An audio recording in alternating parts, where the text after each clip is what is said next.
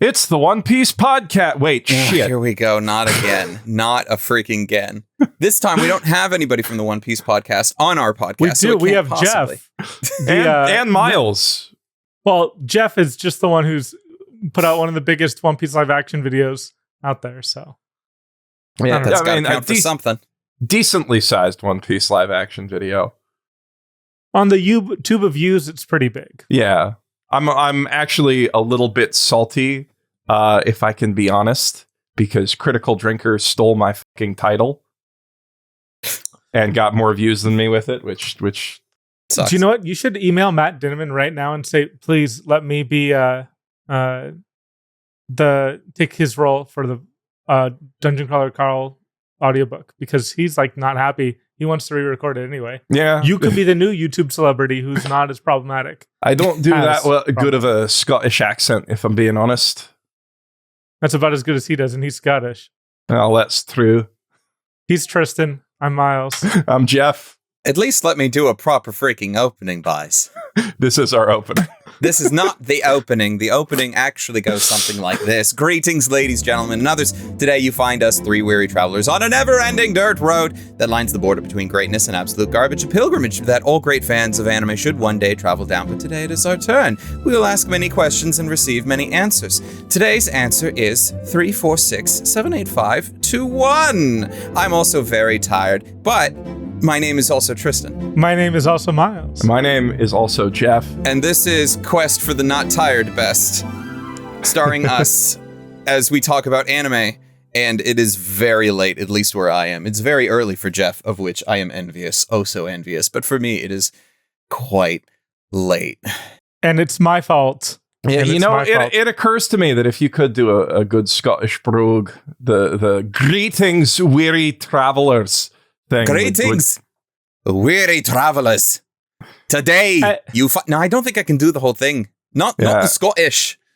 I can't do it. I can't do the Scottish. I sound like I'm an idiot. Your newfie keeps like sneaking in there. Well, I mean, it's weird because Newfoundlanders are mostly Irish in heritage, so should be a little more Irish. And I apologize to anybody in Europe for absolutely everything.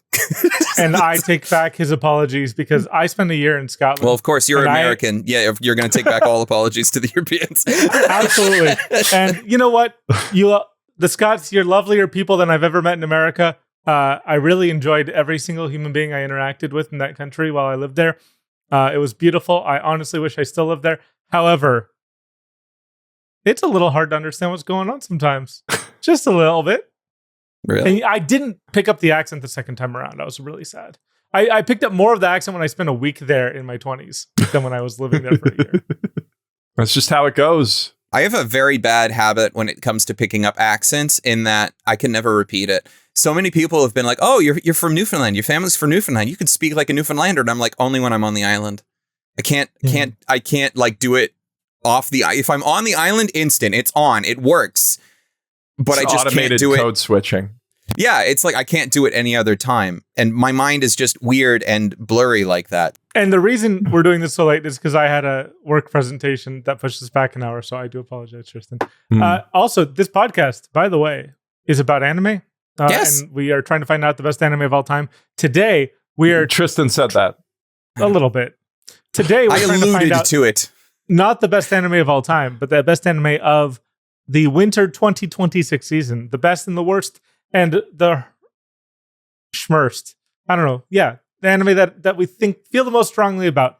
Now, as a disclaimer, as we are recording this, the season is ending, but it is not ended. There are a couple things that are still outliers. Yes. And you will be hearing this in probably about 2 weeks. So our takes at the time when the new season's already kicking off. Our takes are going to be cold by the time it went out there. Second disclaimer. I didn't plan very well, and I was planning to get all of my non-content related good anime watching done in the next week. So I've only watched trash and, Jujutsu Kaisen and a couple other things. But I've been really busy. I had a busy couple months.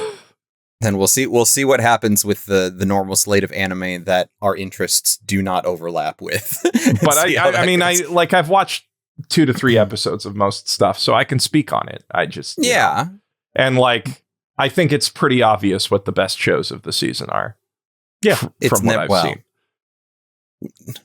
I don't know. Unless Tamon's B-side fell off real hard.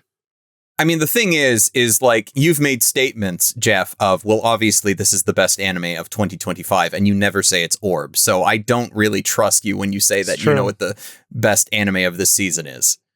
Except I was correct, because the best anime of 2025 was Apocalypse Hotel. Well, the voters of Anime Trending could not have disagreed with you more. They said it was Uma Musume, which means Tristan is the most objectively correct of the 3. Yep.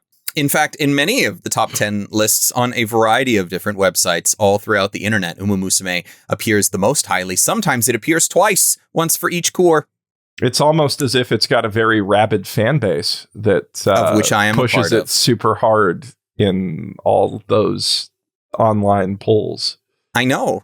I am a part of that. I pulled Kita-san Black this week. I'm quite happy. So, what's crazy is you think of something like Demon Slayer, right? Gets like 20 to 30% of its audience to convert to buying movie tickets, and it becomes the biggest anime in theaters ever in American history, right? Yeah. It's pretty cool. I mean, not really, because if you think about it, the price of a ticket for Pokemon, the first movie, was like $5 was the average ticket price. So it's like twice as many people went to see Pokemon, which is cool. And like Yu-Gi-Oh is actually pretty close to Demon Slayer, but we're not going to get into that conversation right now, especially because of Budget Tuesdays were a big day for Yu-Gi-Oh, and I don't have like the data to back that up, but I have some newspaper articles. Anyway, but something like Uma Musume broke $1 million in US theaters, which is insane considering that means there's like a 40 to 50% conversion rate of people who play the Uma game and went to see it in the movie theater. I mean, I went to go see it in theaters, and I've already watched the movie because we watched it for this podcast. I went to go see it. I still think enjoyed myself constantly about the tweets that I saw on Japanese Twitter when it came out in Japan, of just like, this is the smelliest movie theater I've ever been in my life. Yeah. Well, I mean, there were half the girls there were just finished, shoveling their own shit. I don't know. What? The horse girls. You have to clean out the stables sometimes. I don't know. No. They still have toilets. People are stinky. Not actually. Yeah, the horse girls generally have like they're rich enough that somebody else mucks out the stables for them. Okay, that's nice. Especially the Meijiro family.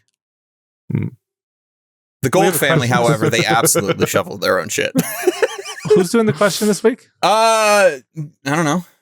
Doesn't matter. I'll do it. One of us. Got it. No, Geoff, take it. I'm doing it. Okay, it's time for our question of the week. Our question of the week is a long one, which comes to us from the Gentleman Gamer.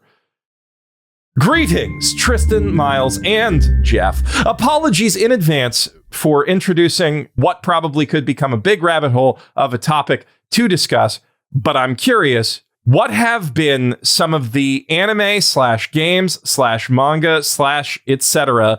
that your opinion has changed on the most over time? What are some of the stories that just don't click with you, or that you have zero motivation to engage with, despite recognizing that they are high quality, and of those sorts of stories you don't click with? Are there any that you liked more, or do you mainly, or do you maintain a mostly I like what I like and that's fine sort of mindset? Wish you liked more, yeah. If this happens to be read out, thanks for featuring my questions on the pod, and thanks for producing such a high-quality podcast week after week. It's been a highlight of my week every Monday, and has definitely been helping me to get into more anime this past year. Sincerely yours, the Gentleman Gamer. Gentleman Gamer. I'm trying to think of the proper answer to this, because I feel like I'm trying to think if we answered this relatedly at some point in time, because I feel like I had a conversation with someone about it, and I can't remember if it was you guys or not. It might have been us on a Sunday call or some other shit, you know. We had so many of them, but yeah. So the questions before us now, the several questions, so we should answer. Let's start with the one in bold. if there have been any anime, games, or manga that our opinion has changed on over time. Or rather, what is the one that has changed the most? I think I've talked about the biggest one for me, which is One Piece. Mhm. And that's a 4Kids problem, Yeah. right? Well, yes.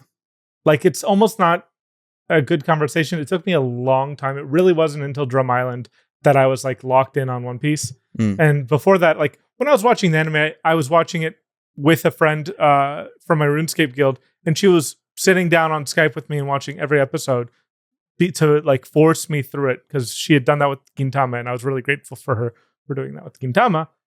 So I was doing it with One Piece, and I found the characters charming pretty quickly, but I still I'm like, this isn't for me. And then by the time we got to Chopper, I'm like, there's nothing in my life I care about more than this reindeer, and I will kill anyone who says you know, the funny thing is that that's happening for like millions of Americans right now Because of the One Piece live action? because of the live action. Yeah. Like, I saw this tweet the other day of like some lady's dad in a hot tub smoking a cigar and watching One Piece on his iPad, and I was just like, I don't think we're prepared for the cultural shift that is happening right now on One Piece. I mean, what's it called? I haven't even watched the show, but I keep seeing the clips being posted online, especially there is one specific speech that is posted in comparison with the anime, and they are both lauded as great versions of the same speech. The When Does a Man Die? Pretty sure, yeah. Yeah. I don't have the context because I haven't watched the show, but I see that one a lot. You just watch the live. I like, you can actually just watch the live action. Many grandparents have done so. It will change your life. And parents. And my friend's dad is watching it like obsessively, and it's like, wow, the last guy I would have ever expected to. He has like a landscaping business. He's not the target audience of Netflix One Piece. Yeah. I have experienced the common leftist problem of being right too early today on Twitter, because I tweeted out that it's the new Game of Thrones, and people are like, no way! But it is, I think, in fact, the new Game of Thrones. I think it's just going to keep like we're already hitting that mass of like people going back to check out the last season and getting into the new one. I think we still need at least one, if not two more, before we start getting close to Game of Thrones territory. When they hit the end of Alabasta, it is going to be like a sea change for the internet. I disagree. You don't think the hands in the air? Okay, well, I mean, Game of Thrones took almost like 2.5 seasons to get to where Game of Thrones started to actually be watched by pick up everyone. Yeah. And so, I mean, One Piece viewership is already double, or the first season and second season of Game of Thrones. So, but that there's a lot more complications to that. But I mean, here's my issue, which is definitely the Luffy throwing his hands up in the air thing is systematic or emblematic of it, but not necessarily the actual issue, which is just that it's too positive, hope core-ish. I mean, maybe like, what's it called? That Ryan Gosling movie that's in theaters this weekend that everyone's excited about. Hail Mary? That I'm excited about. Hail Mary. Yeah, Project Hail Mary. I am absolutely excited for that. I got to go see that. I'm desperately trying to see the movie, but I'm going to go rewatch The Martian before going and seeing it. But yes, I'm going to go watch it. As funny thing, as a result of the recent yaoi resurgence of Penny Arcade, I ended up seeing the Penny Arcade comic about... Hold on. Project Hail Mary for the first time in a long time. Back up. The yaoi resurgence of Penny Arcade. That was a string of words that I heard come out of your mouth, and I need clarification on what you meant by that. Poker Night at the Inventory was remastered. Okay. I have the original. I never heard about the remaster, but that's fine. That caused a bunch of people to like share around the clip of Tycho talking about how much he wants to fuck giraffes and making everybody at the table really uncomfortable and being like, I hate this guy. What the hell is he from? And then a bunch of people went and discovered what he's from. And through that discovered the like profoundly massive gay subtext of Gabe and Tycho's relationship through Penny Arcade. And they've just been like tweeting out every single like remotely homoerotic statement or because there's a lot of a lot of the jokes in Penny Arcade are just they want to fuck each other.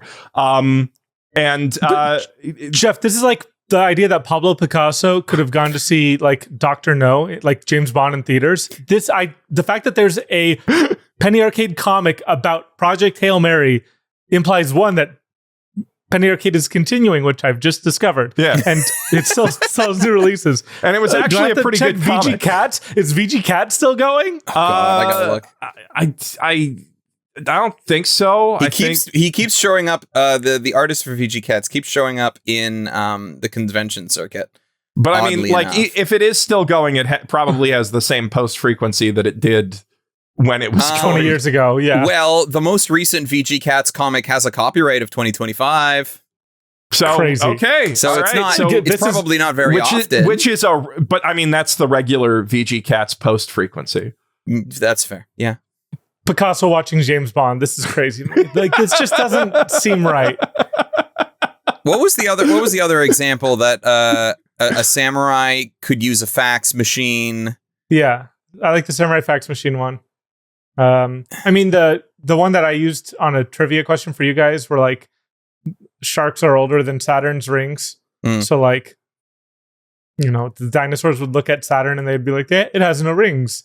And then the other one would say, how are you able to talk? You're a dinosaur. And the other one would say, how are you able to see Saturn? We don't have telescopes.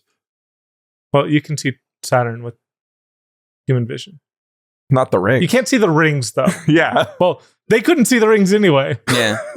If they had telescopes, they wouldn't be able to see the rings.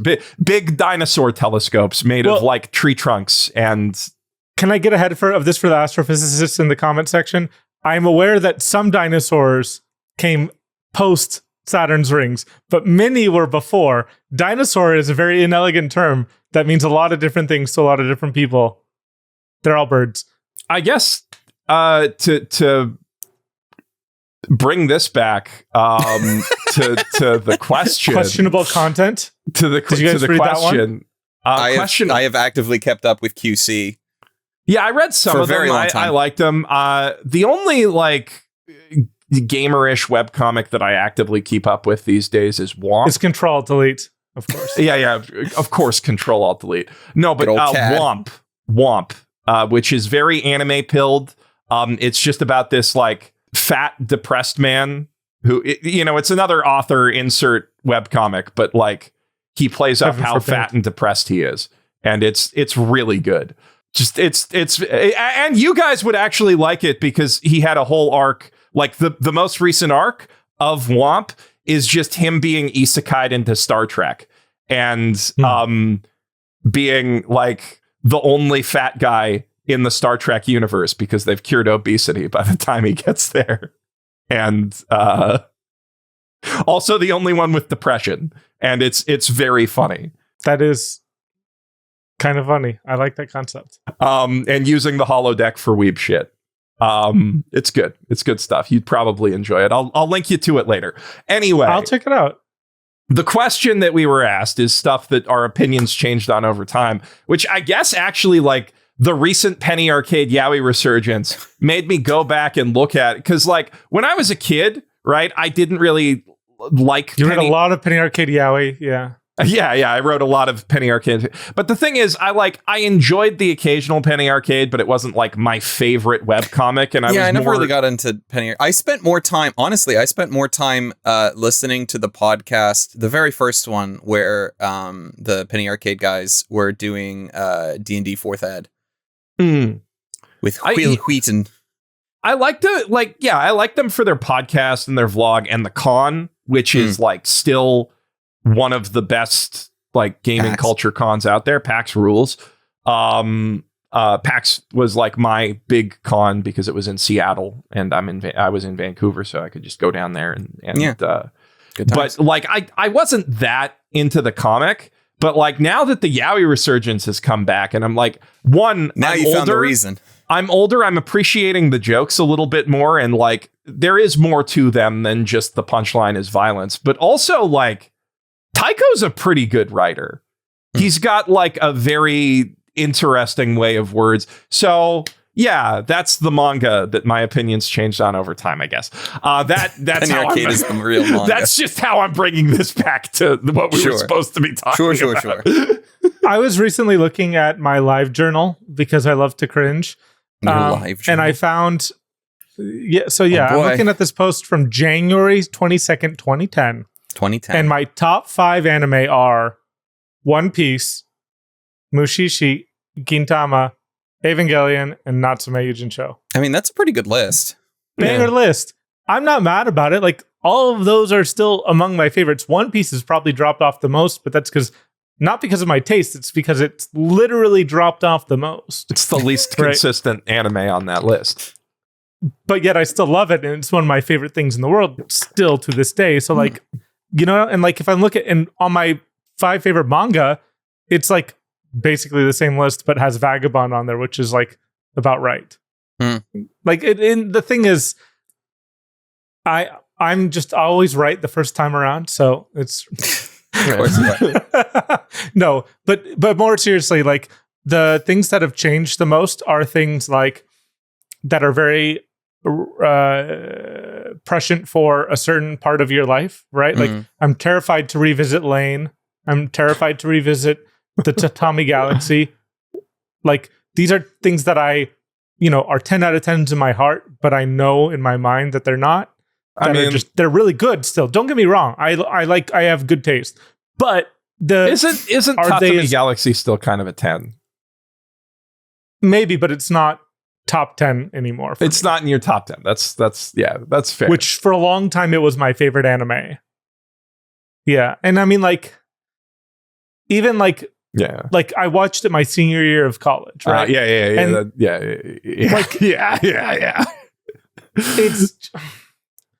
It probably made me a worse person, to be completely honest. And there's very few pieces of media that can do that. So like there's things like that, but normally my favorite movie has been the same since I was 17 and watched Lawrence of Arabia, right? Like it just hasn't changed because I've not seen anything better.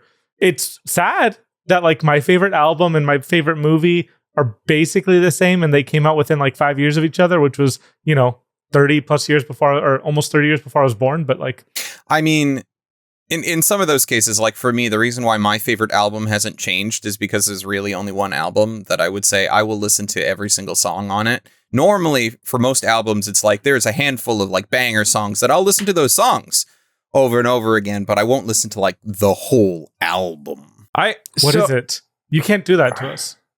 Daft Punk Discovery. Oh, yeah, that's a great album. I mean, there's nothing wrong with that. No bad songs. Yeah. There's nothing on it. That's why they made it a movie, and it is also a great movie. We should watch it sometime. We should. Yeah. That would but be my answer for things that's changed, and it's not because I necessarily like it less, but more so that I just feel like I've been burnt out on the franchise as a whole, and that's Fate.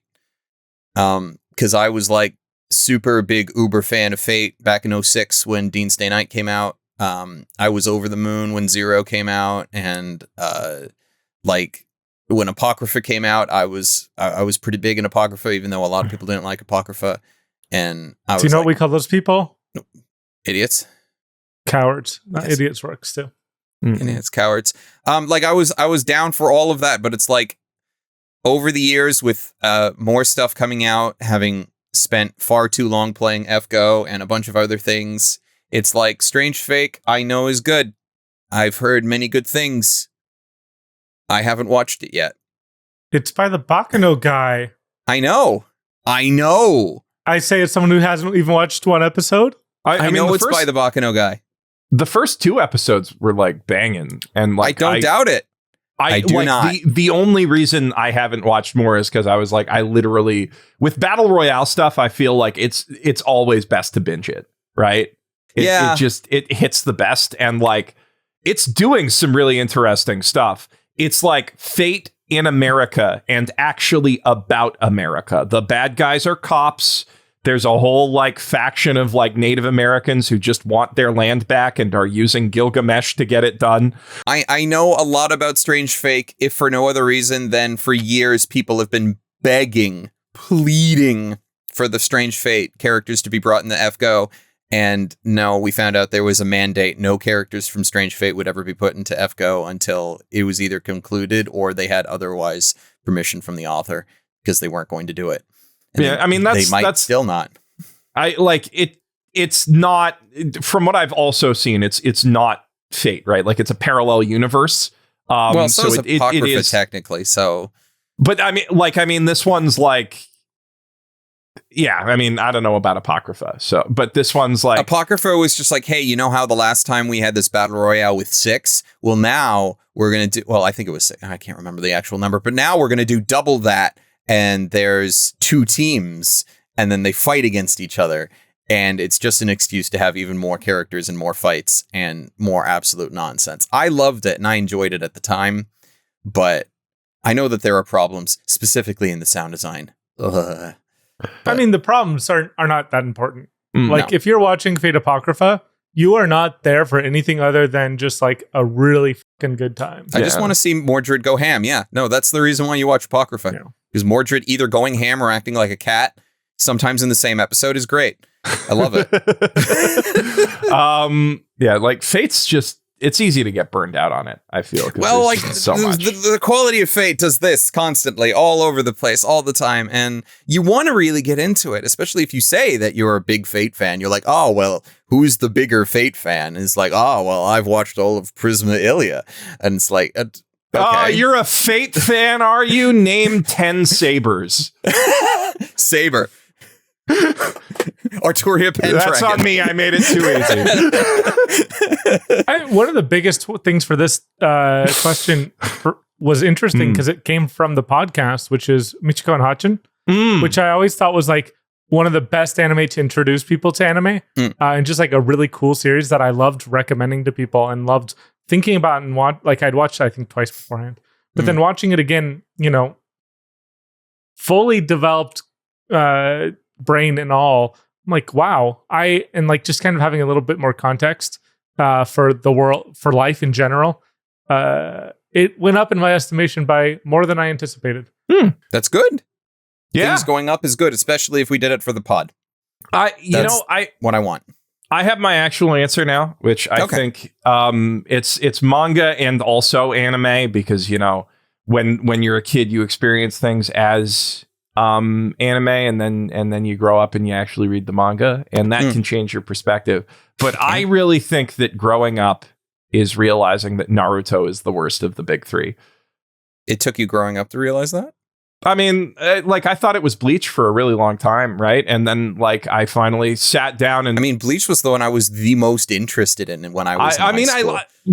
Bleach really hit for me, and then it fell off super hard, right? Well, yeah. But like, part of that is the anime, but, like, also, you know, part of that was, like the Naruto anime was so good, right? Like it's definitely the best adaptation of the 3, so that does kind of muddy the waters. But like, when I finally got around to like reading all of Bleach, I was like, oh, okay, like Kubo far and away has the greatest mastery of this art form out of the 3 of them. It's like not even a contest.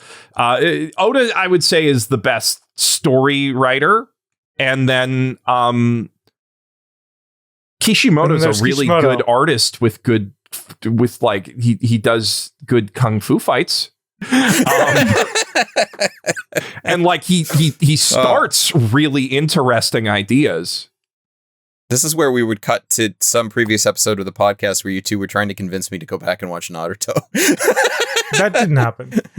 I could have sworn that happened. No, so here's the thing. Like, my relationship with Naruto has always been complicated because I watched it so early in my anime life, right? Like, because right when YouTube came out, the first thing I did was watch Naruto there, and it was just like transcendent to me. But I got really mad at it very Episode quickly. 20, part 5. Yeah, because I caught up during spoilers.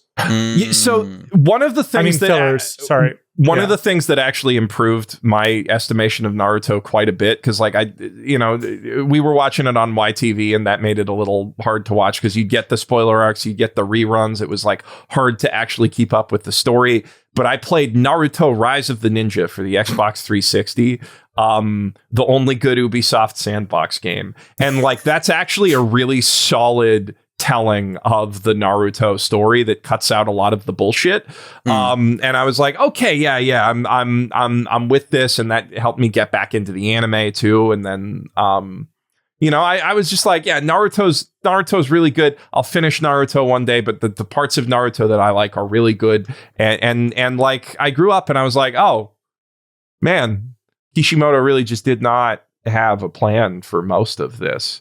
I distinctly remember this one part where I was like, when I finally got around to like reading the whole manga, and instead of watching the anime, I was like, oh, this fight is literally just filling time while he figures out what the main plot post time skip is actually going to be. I mean, there's a lot of post time skip is like that. Yeah, but it's the fight in the forest with like the first one with the Akatsuki. Yeah, Deidara and Kisame, I think. That sounds right. Yeah. And like it just like goes and goes and goes and like there's no plot dropping, and it's like I see what he's doing here. I see the holding pattern that's happening here. I don't want to repeat myself too much, but just Naruto really undermining the first half of its story with the like larger theology and like Naruto's fated fight with Sasuke. Like it really undermined everything I liked about the series in a way that I could never really recover from. Yeah, because I did read through the manga once I was in college, and I just wasn't. Yeah, like I feel like the problem with that isn't so much people are like, oh, Naruto's about like destiny, like it fakes you out with the hard work thing, but then it's actually about destiny. And like to an extent, yes, but also like Naruto's special because he's got like a super special demon inside of him, and he's one of only 9 people who can do what he does with chakra because of that. Sasuke is super special because he's from the super special ninja family with all the super special ninja powers. That's the most super special ninja family ever. Sakura's great because she has pink hair. Yeah, like Negi, Negi, right? Hinata's he thinks he's great because he's from a super special ninja family, but he's like from the least super special of the super special ninja families. Like, but he's from the main branch of it. And he's from the main branch, but like his Kekai Genkai kind of sucks ass compared to the Sharingan. Yeah. It's like a sniper rifle versus a slingshot, right? Like both are technically going to let you hit something farther away than a guy, who's just trying to fight you by punching. But like one of them is going to be a lot more effective.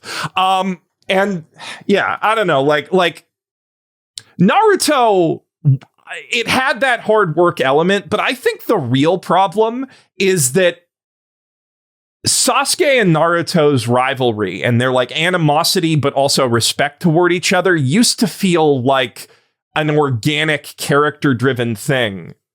And then it's just, magic space destiny. Yeah. Like like Bleach goes through this really interesting, like every arc challenges Ichigo in different ways, and like it weaves together who he is as a character with like his destiny as this confluence of every single power system in the universe really effectively. Every single fight, you're learning something new about both characters involved just through how they think through the choreography, what their powers do. There's like a lot of like subtlety to the storytelling, a lot of show don't tell. And then Naruto is like tell, and some of the telling contradicts itself. And it's just like, I don't know. I respect a lot of what it does. I'm not saying I don't enjoy Naruto. I still think it's better than Fairy Tail. I still think it's better than a lot of shonen manga. But like, It has definitely fallen off the most in my mind from when I was that young lad being like, this is the greatest thing I've ever seen. Rock Lee is my religion, you know? Believe it. He's still... Rock Lee is still my religion, He's still to my be religion. fair. But like, I also kind of agree with I guess it's the meme take that like Rock Lee brainwashed people into thinking that Naruto was about hard work. I mean, they set him up as basically almost the deuterogamist a little bit. Yeah. And then he just, no. So I don't think it's brainwashing. I think it almost felt like it was directionally where the series felt like it was going for part of the early era. Except anyway, it didn't have direction. And that's the problem. Unfortunate. To the second part of the question. Yeah. Are there any stories that you don't click with that you're fine not clicking with, but you recognize are probably pretty good? I mean, stories that are like Takopi, Grave of the Fireflies, things of that nature. I'm like, those are great. Those are fine. Not going to watch them again. Not going to do it. And I mean, I'm also not really big in the harems, unlike Geoff, who loves them. Absolutely. Because they're the best genre of romance in existence. I like... It's true. It's true. You get more character... In the best ones, you get the most character development for women in any genre of anime, period. In the best ones. In the worst ones... No, it's because like think about 100 Girlfriends. Think about 100 Girlfriends. There's 100 girls in there, and they're all very unique, very well-developed characters with tons of personality. In shonen, okay, not shoujo. Shoujo, sure, you have more character development for women in shoujo, but in shonen, nothing touches a harem, a good harem. It's true.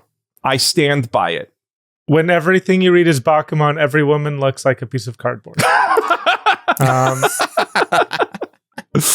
No, but I'm talking about like quintessential quintuplets is really like good, you know?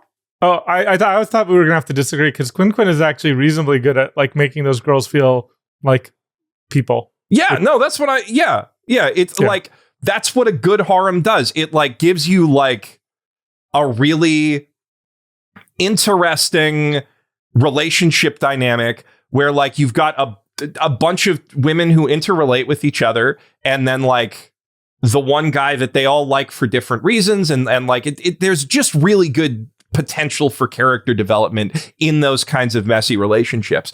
Ranma has some of the best character writing of any shonen battle series of all time, and that's because it's like 50%. Not quite harem. You describe it as a love dodecahedron, but like you describe it as a love dodecahedron. I don't think the royal you does. I mean, that's what TV Tropes describes it as. But okay, so maybe the royal you does. Yeah, okay. But you know, like I just think that everyone wanting to fuck everyone else makes for a really interesting story dynamic a lot of the time. And I also when it's well written, Love Island, The Bachelor, and those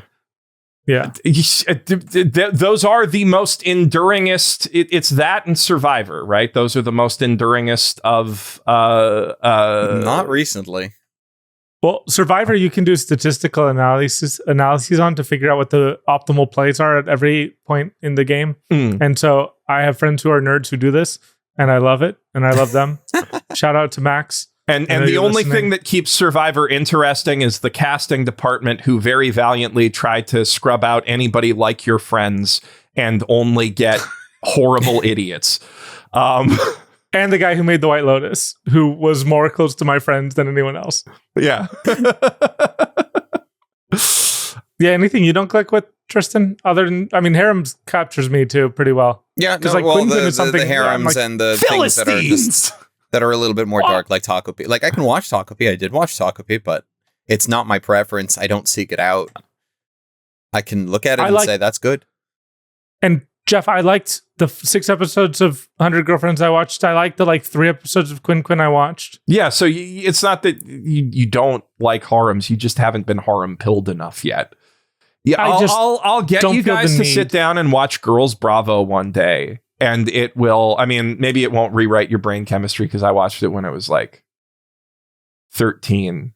But like, I mean, you know, Aoki turning Love Hina into Looney Tunes. Just imagine that as a theoretical anime directing experiment in your head, and you'll see why, in fact, Girls Bravo rips.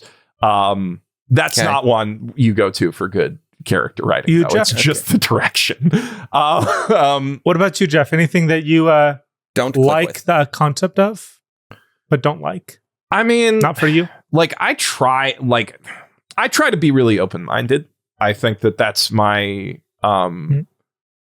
strength as a critic is I try to like everything, and I try to like meet everything on its own terms. I don't know. It's hard for me to say because I come around to clicking with most things, and if I'm not clicking with something, you know, it's usually because it's bad. It's just not doing something well, right? Like I don't click with Sword Art Online, and I do click with Log Horizon. But I also do click a little bit with the other Gun Gale, not that Gun Gale. I clicked like for like 3 episodes with Gun Gale when it felt like Sword Art had potential again, and then it fell off again. But that's I mean, it was great when Kirito was not a main character. Yeah. And then actual Gun Gale, the show Gun Gale, with the completely like written by the Kino's Journey. Yeah, that Gun Gale was good. Yeah, I like that Gun Gale. Yeah. That Gun Gale is Kino. But I'm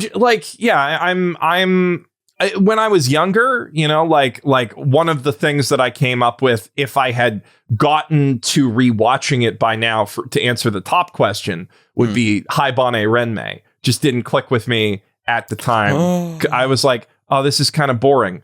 When I tried to watch it when I was like 15 and like super. That's the right age to watch it. Yeah. I'm a little worried to rewatch it again now, to be honest. Really? I'm not. Not that. I see. When you said Lane, I understand. Lane more so. I understand Lane. Yeah.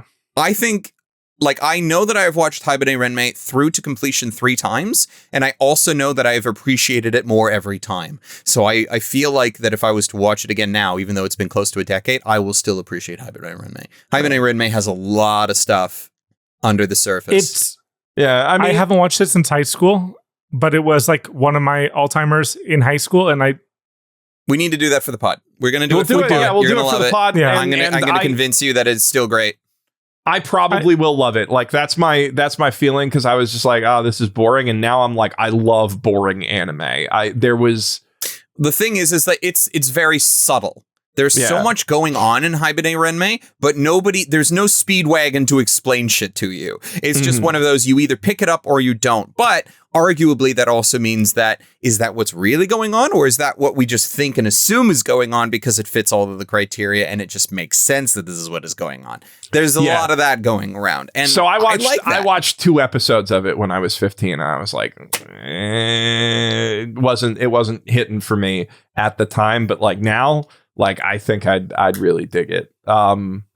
It was Space Brothers that changed my brain chemistry on boring anime. I was just like, I know that you love this series, Tristan, but Honey and Clover is one I know I'm going to still love. What do you mean? What do you mean? You know that I love it. I've never watched Honey and Clover. Is it not on your list? No. Oh my God, it's going to be. I could have sworn. Oh my God, that's so weird. You haven't watched Honey and Clover? That seems like I haven't either. Very against type. I know you haven't. You didn't develop. You're still an anime newbie to me in some ways, because you came into it slightly later than us, and by which I mean like not very much later at all. And also, never watched Honey and Clover. I just had to double check to make sure I didn't like completely whiff and think that it was something else. But no, I have never watched this. It came out in that period where like I was watching anime at this time. Yeah, where like Tristan and I were watching seasonals pretty regularly, but it was just before you got back into it. And so I'm like, no, Geoff hasn't seen it. Yeah, this was around the time that I think I was into anime, but I wasn't always necessarily watching like everything that came out unless I already knew somebody that was watching it. So like I got a lot in around this time is when I got into the Key Kyoto Annie stuff a lot. Yeah, but that makes sense. But yeah, no, I mean, if I didn't have anybody in my high school that watched Honey and Clover, I might have missed it entirely, and that seems to be what happened. Like the name rings a bell, so I've probably You're gonna fucking love that one. Oh wait, hold on. Who's the mangaka for Honey and Clover? Is it really not? That's crazy. It's not. Honey and Clover was written by. Come on, give me a freaking Chika Umino. March Comes In Like a Lion. Yeah. There you go. See, I saw that. I've watched March Comes In Like a Lion. That's a goddamn amazing series. Oh, they also did Eden of the East. That's a knife to the heart. Eden of the East was the first real video I did on YouTube was for Eden of the East, like talking about that. Kill Quest when? Yeah. Is that a kill quest? Yeah, that's I guess a kill quest. Yeah, that's a kill quest. You know what? Let's officially say it here. Kill Quest Eden of the East. I love you. I'm sorry. Top tier OP and DD though. Only if you watch the original in JP, you do not watch the Funimation re-release because they didn't get the rights for the Oasis song. What? Yeah. How? I do not remember that. That's horrible. They got it. So I own Eden of the East on. Shit, is it actually behind me? It should be here. Okay, so it's not behind me, but I own it. And also this is the case when it was on Funimation now. I don't know if it got moved over to Crunchyroll or the same thing. Episode 1 did have the Oasis song, but for every other opening beyond episode 1, it was an alternate song. Same animation, but alternate song. So the bullshit I'm sitting through with Zeta Gundam right now. Oh, yeah. Drives me nuts. Oh god, the Zeta Gundam, the replacement song sucks so much too. Well, it's just like an insert song. It's fine, but like it's not the OP. No, it's not fine. It's not. Well, no, it doesn't even match the visuals. No, it doesn't match at all. But it's good music. But it's just not an opening, and it's not the opening either. Yeah. God. Remember when we thought Eden of the East was going to be the next big thing? I don't know. I thought that at least. In 09, we thought it was going to be pretty big. And then they just didn't. Well, it wasn't blow your mind amazing of a series. But then also, like, they didn't do anything with it. And they didn't go anywhere with it.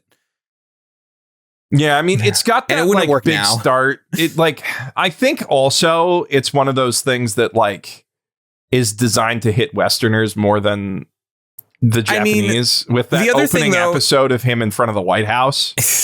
That was pretty funny. But also, like, a lot of the things that made Eden of the East great, then, like, only a handful of years later, Mirai Nikki comes out and blows it out of the water in every respect for the things that were good about it. Yeah. What the hell? What? What are you talking about? Are we not remembering in what way? The show? What do you mean in what way? Mirai Nikki? Mirai Nikki? Yeah. What? Blew out Eden of the East inequalities whatsoever? Okay. What? No, like, Mirai... I'm going to let Geoff get mad because I need to breathe. Okay, what? So Eden of the East, unless I'm completely misremembering this show entirely. Like, no, they're the same plot, but that's not the point. Oh. Mirai Nikki? Yeah. Oh, wait, are you mad because you don't like Mirai Nikki? Is that it? Yes. Because Mirai Nikki is dog shit. It's so bad. It's like one of like I love Mirai Nikki, but it's dog shit. So my point when comparing it to Eden of the East, because it's dog shit, is you can like it because it's dog shit. You can talk about how it's bad, and I don't disagree with much of it. I'm the ending is Paramount guy. I remember Mirai Nikki and how it ended. But the popularity of Mirai Nikki was just so much higher. Sorry. Are we just learning something about your kinks right now, Tristan? Like, No. What is going on here? Like, why would you even like say anything nice about Future Diary other than having beverages with friends watching it against your will, which is the only way to watch Mirai Nikki? Because Mirai Nikki had such a explosive fan base at the time that it came out. Of children. You are more likely to find someone who's watched Mirai Nikki than Eden to the East. Oh, for sure. 100%. Yeah, that's my whole People point. watch more people are watching Soul Leveling right now than Free Run, and Soul Leveling hasn't had a new episode in a fucking year, dude. It's not a metric of quality.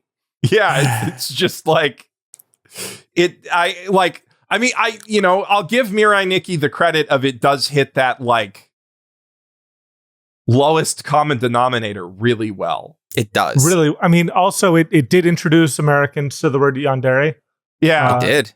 Yeah. I like. So it is very culturally relevant. Except like I didn't say it wasn't. I just said it's dog shit. Yeah, and I can't believe I'm you not would disagreeing put with the dog Eden shit. I down like that. Oh my god! Like Gasai is one of the only waifus I wouldn't let kill me.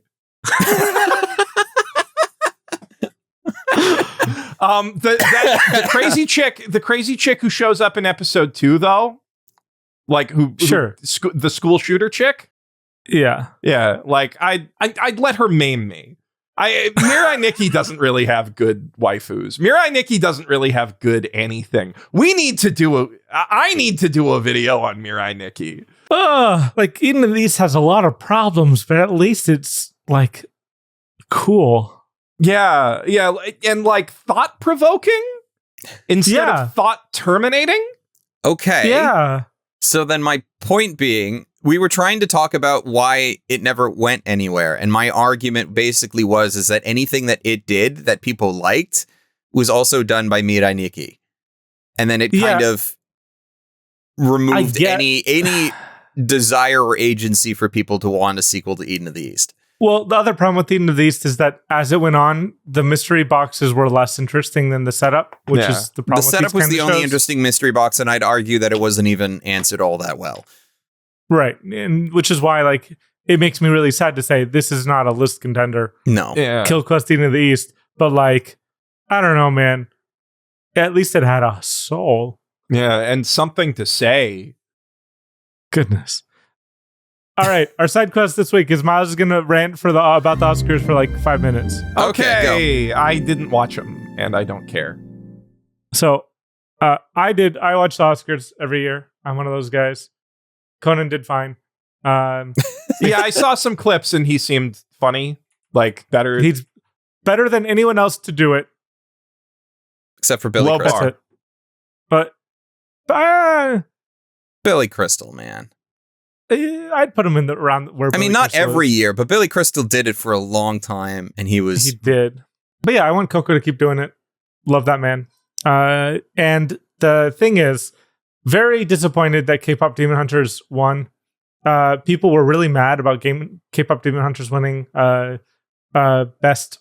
I think when they were winning best song, they had brought 3 people up, and then the music played off the second one of them, and it's like, well. No, they tell you before the whole show starts that you only can have one person talk for like pretty much every award. Yeah. You get a second person in there saying just a word or two. And they were trying to like go through all 3, and like it was really offensive to watch in the moment, but if you just sat there and thought about it. Anyway, the point being, K-pop Demon Hunters is a pretty good movie. It is not the best animated film of the year. It is not even in the top 10 best animated films of the year, but it's really good. And it was no surprise. Everyone knew it was going to win because it was got like this energy behind it that even adults watched it. And it was the only thing that most of the Oscar voters' kids watched. Yeah. Well, I mean, how many people watched Amelie? Yeah, how many people watched Amelie? They put the screener on their computer and walked away, is my perception, because I don't know how you as a like conscientious artist who was part of the Motion Picture Association can watch Amelie and not pick that over K-pop Demon Hunters, one of which is like a very fun hour and a half. The other one is a beautiful movie. Yeah. Cinema. Like K-pop Demon Hunters is great. Again, I really like it. It's just not like, but I mean, the fact we talked about it on the podcast already, 100 meters did not get nominated at all. That's crazy to me. Yeah. That's why I stopped caring. I'll be honest. It's because it didn't have a 4-year consideration campaign. Like, how is fucking Elio in there? I'm sorry. Like, I don't even care if it's good or not, right? Like Disney should only get one. They can pay for more. My 6-year-old doesn't even like Elio. Yeah, okay, so it's bad. All right. Like I don't know. I watched it. Who cared about it though, right? Like who at any point was even interested in Elio? I didn't even remember that. I was like, oh, what's Elio? Some French thing like Arco or Little Emily, and it's like, no, Pixar. What? I didn't even remember that came out. How is that there and not like 100 meters, Chainsaw Man? Reze should have been there. Reze or 100. I mean, like Reze over in terms of cultural, actually people watching it.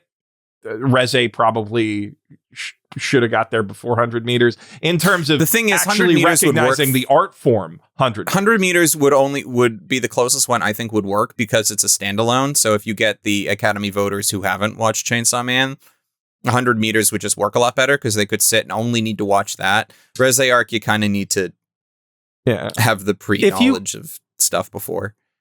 If you Clockwork Oranged all the Academy voters and had them watch 100 meters, I think it would have had a shot at Best Picture nomination. Yeah. But they don't care about animation. And like, it clicked for me like a decade ago when I was like looking at you know, when I did care about the Oscars, right? And back when Spirited Away won. After Spirited Away won, but like it was the year Anomalisa came out, and I was like, because that's Andy Kaufman, or what the writer of Eternal Sunshine of the Spotless Mind, that person. Yeah, Charlie Kaufman, not Andy Kaufman. So 2015 is, I guess, right before I started my YouTube channel. And, you know, it's this brilliant stop motion film by Charlie Kaufman about a guy who he has face blindness. You know, that's kind of a metaphor for like how the only real person in his life is himself, and everybody else has like literally the exact same face mold for all of the characters. They just like swap it out onto all of the characters, and that's how they use the stop motion. I know that character from Apothecary Diaries. It's like a similar, actually kind of similar, but like he finds the one woman who looks different and he thinks she's special, but like actually it's just his narcissism. Very, very, very smart. Yes, I have seen the episodes of Apothecary Diaries. Yes, Apothecary Diaries was probably drawing on Anomalisa, and I'm not even kidding. It's a brilliant work of art. It was easily, like in my mind, easily the best film of the year, period. But like, no shot that anything.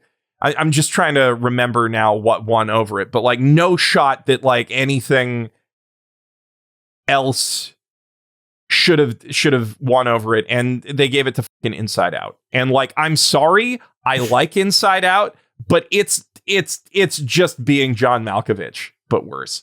I've played Psychonauts significantly already. Worse. You know, like I've played it.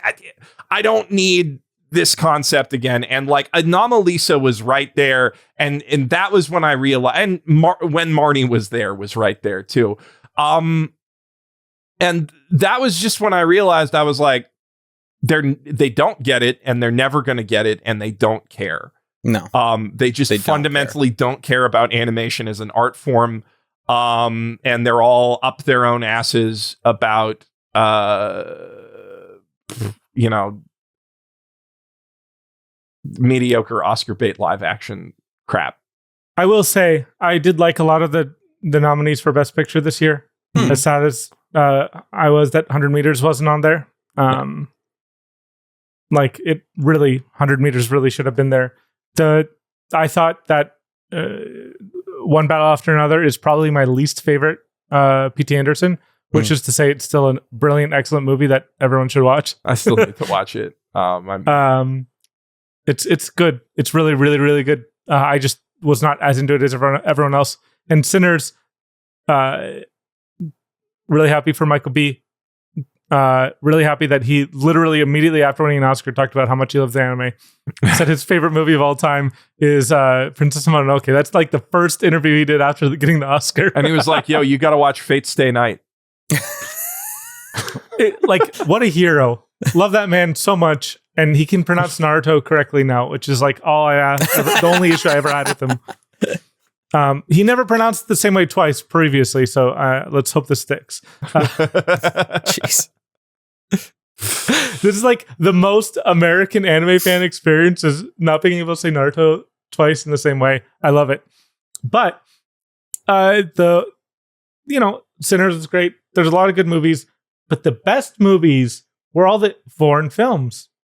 Like The Secret Agent, extremely good, much better than like most of the top 10 picture winners. But my favorite movie of the year, even higher than 100 meters, which is pretty impossible to get to, was the Iranian film It Was Just an Accident, which is about, it's very like, if you like John Pierre Melville movies, which if you listen to me long enough, you'll hear me talk about JP Melville all the time.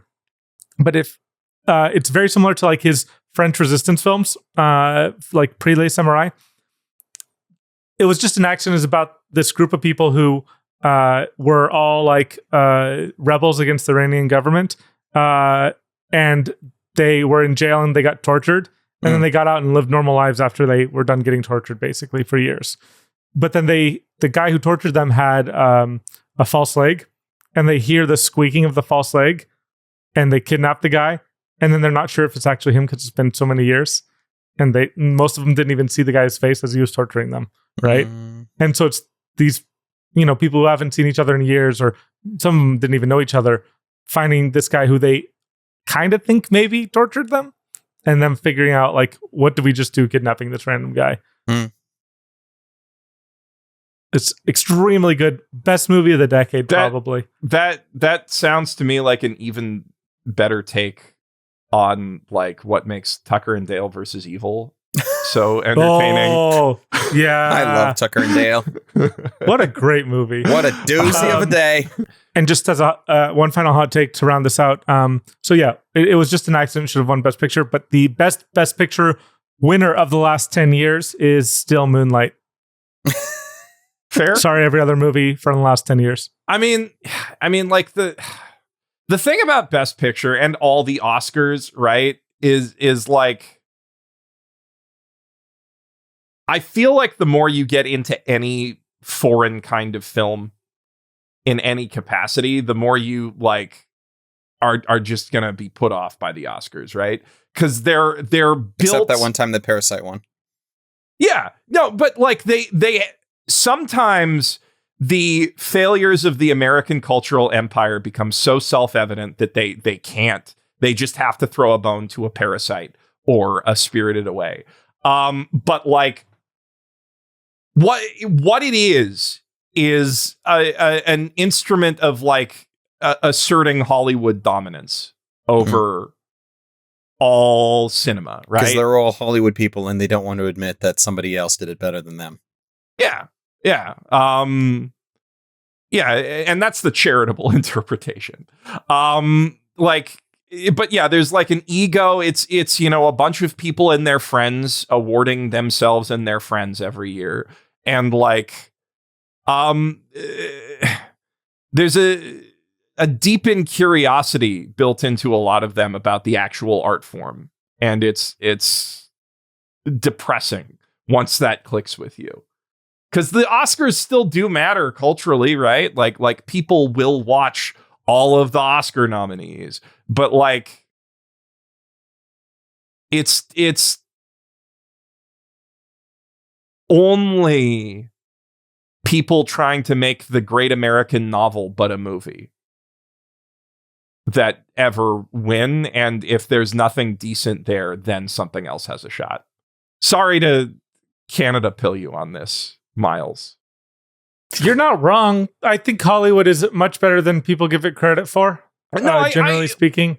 Like, but, I think it's one of the best parts of American culture. All the people who say like, "Oh, I like anime because I hate what Hollywood's doing." It's like, that's a dumbass reason.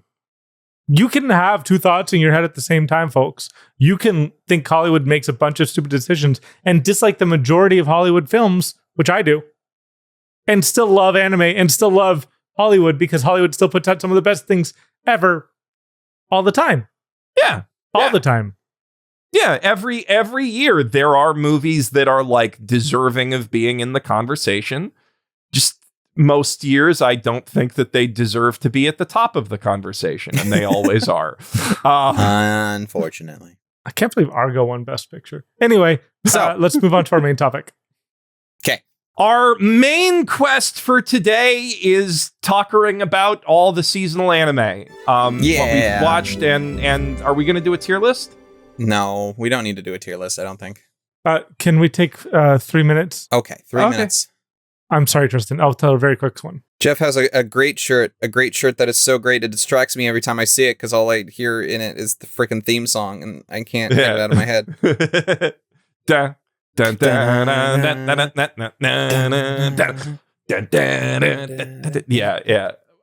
I guess we can just talk for a couple minutes about how great Video and Arcade Top 10 was until Miles gets back.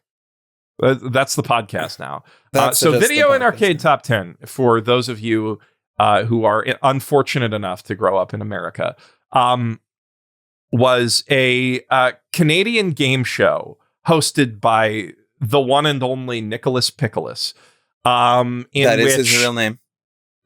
Children from Toronto, pretty much exclusively children from Toronto. Just children from Toronto. Not even Toronto and the surrounding, just Toronto. Doesn't matter if you were in Mississauga. Doesn't matter if you were in Milton. Doesn't matter if you were up in Vaughan. That didn't count as Toronto at the time.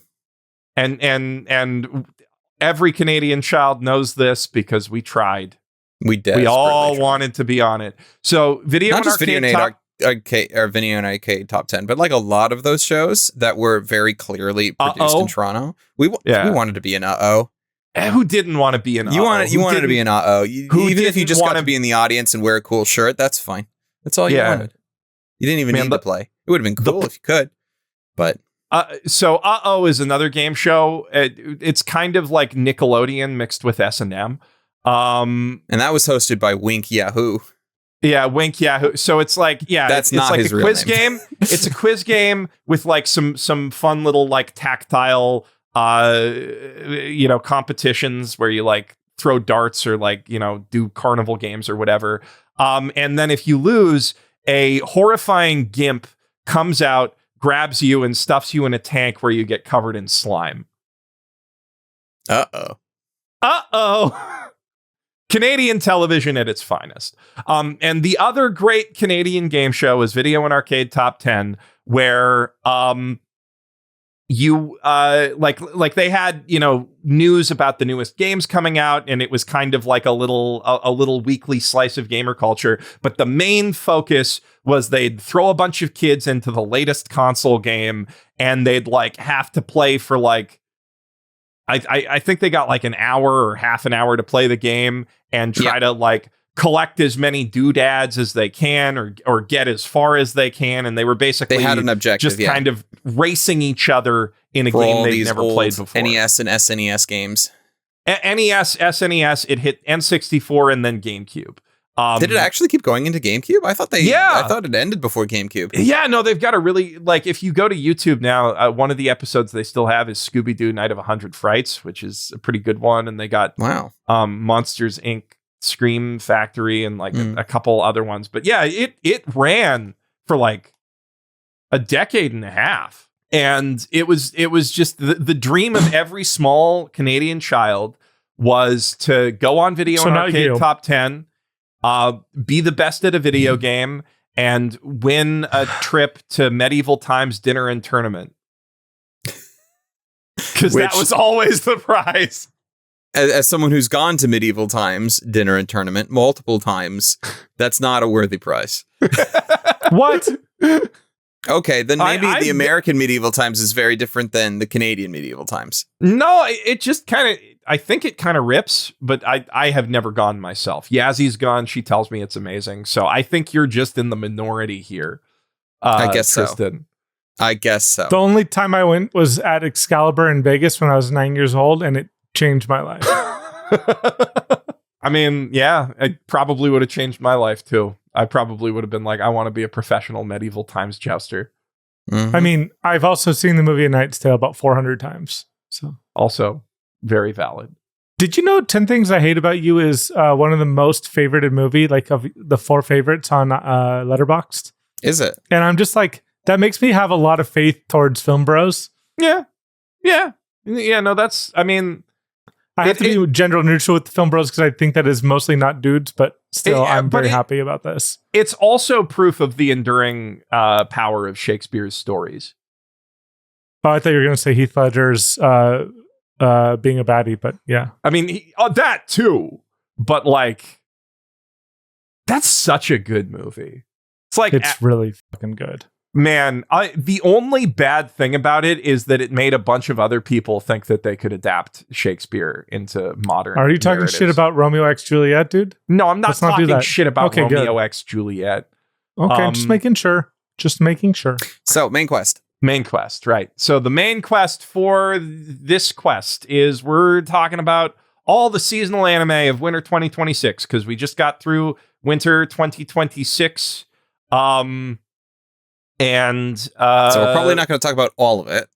Yeah, but That's we unlikely. watched a lot of stuff. I'm looking at MAL now and I'm realizing that like all of the stuff I need to like that I intend to catch up on is like all the stuff at the top, and all of the stuff that I actually got around to watching a lot of is in the middle. Except Wash It All Away and Darwin Incident are lower down in the ratings, and I want Darwin to watch was both like of near the those. bottom of my pile, but Watch It All the Way was near the top, and I'm mostly really- caught up on that.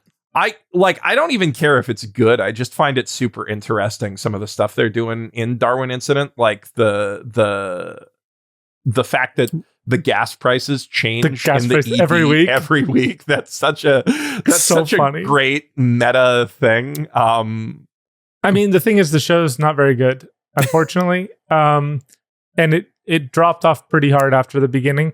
It didn't help that there was no one promoting it, unfortunately. But is that an advertisement for White Box Entertainment? Amazon, hit me up. Yeah. Darwin Incident is high concept, but I think another problem with the show is it's the kind of thing that needed to look a little more modern. Yeah. To hit the audience who would like it the most. Mm. And it would need to have like that quote unquote production quality that the kind of fans who would be the most into that would demand from it. Yeah, like the thing is, like, premise wise, it felt really like a Michael Crichton novel, and I've said this like a bunch. And like the thing is, right, like Michael Crichton novels are very slick and not as smart as they think they are. Pretty much, like they're smart in a lot of ways, but then also kind of dumb, right? And you need the Are you telling me that the giant gorillas in the mist, not to be confused with Gorillas in the Mist, which came out the year afterwards as a movie, with giant stone paddles bashing people's heads in, is not scientifically thought out? You should hear his opinions on climate change. Or no, you shouldn't. I mean, like, I was reading the sex scene in Sphere way before I should have. Yeah. And it was great for young Miles. But like, I feel like what makes Michael Crichton stuff work is a 10-year-old can read them. That too. But I mean, yeah, he made a real good book about dinosaurs, I'll tell you that. Oh boy, did he. Two of them. But the thing that really makes a Michael Crichton story work is the polish, right? The like breathless pacing and the like way it sucks you in. And I feel like Darwin Incident had a little bit of that at the start and then lost it from what I watched of it. And it just like, I want to read the manga is where that landed for me. I really want to read the manga, but you're right. With something like that, you need that level of production polish. you need it to look like it looks on the poster and not look like it looks in the actual show. With the, at the very least, a little bit of pillow shading on the characters, try a little bit of that UFO table trickery, to like level it up, make it feel cinematic. That might have helped. I really wanted to like that one, and I did like the first episode. It just, I was out pretty quick. Read the manga for me. Yeah. Tristan, are there any list contenders for you from the season?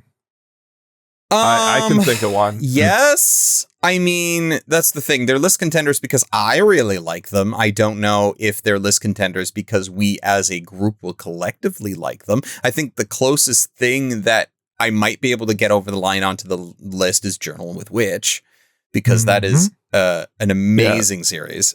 Yeah, no, that 100% that I like. Aside from one thing that I'll talk about in a bit, I think it's the best show of the season.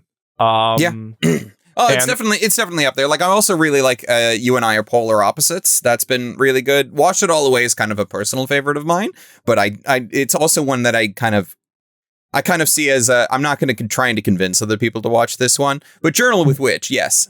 Wash It All Away made me seriously consider buying a house in Atami. Because you can just go there if you want. You can go there. Away is I can't twofold. You can go there literally right now. I mean, the issue was that the houses that I was looking at on Atami, they're all in a landslide area. It's Japan. Most of it is a fucking landslide area. No, but like a recent landslide, and that's why they're cheap right now. I was like, ooh, but this you can still go there. You don't have to buy a house there. You could go there today if you wanted to.